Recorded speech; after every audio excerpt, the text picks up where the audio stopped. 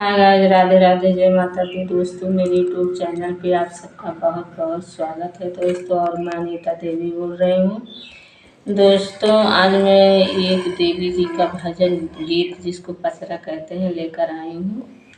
अच्छा लगे तो लाइक सब्सक्राइब करना, कमेंट करके बताना। और दोस्तों, मैं आप सबको दिल से ही दुआ करती हूँ कि माता रानी आपको हमेशा सदा खुशहाल रखे। मेरी यही तमन्ना है दोस्तों। और गाना सुनिए, गाना का आनंद लीजिए। चंदन की मड़िया दई के सोतली भवानी मैया, सेवकवन के नाम के कर सुमिरनमा हो, सेवकवन के नाम।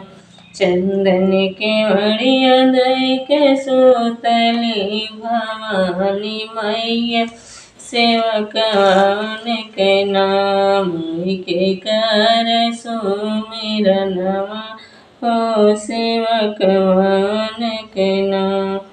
भोरवा के जुनिया जिनी सुमिर मोरे सेवका हो, कि भोरवा जुनिया ना रहबो गंगा जी के तीरवा हो, कि भोरवा जुनिया ना।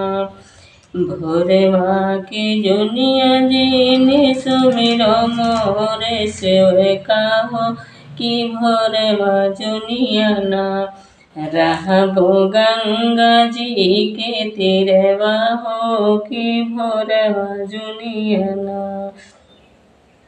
चंदन के मड़िया दई के सुतली भवानी मैया, सेवकवन के नाम माई के कर सुमिरनमा हो, सेवकवन के नाम। माई के कर सुमिरनमा हो, सेवकवन के नाम। दोपहर की जुनिया जिनी सुमिरो मोरे सेवका हो, दोपहर जुनिया ना रहबो डरिया से डहरिया हो, दोपहर जुनिया ना। दोपहर की जुनिया जिनी सुमिरो मोरे सेवका हो, दोपहर जुनिया ना रहबो डरिया से डहरिया हो, दोपहर जुनिया ना।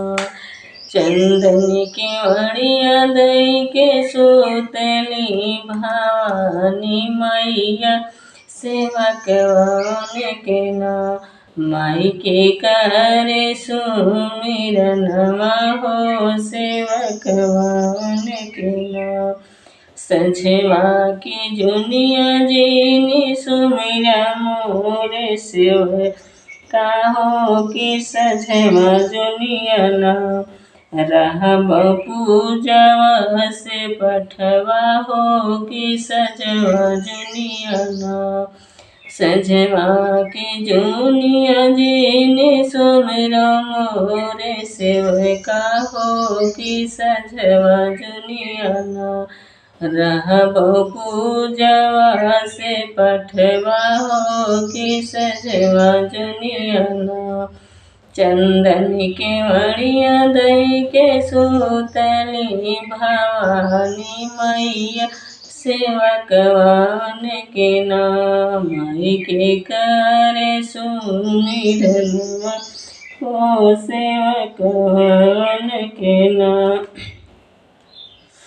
आंधी की रतिया हो सुमिरो मोर, आंधी की रतिया तू ही सुमिरो मोरे सेवका हो, कि आंधी रतिया ना कटबै तोहरो विपतिया हो, कि आंधी रतिया ना।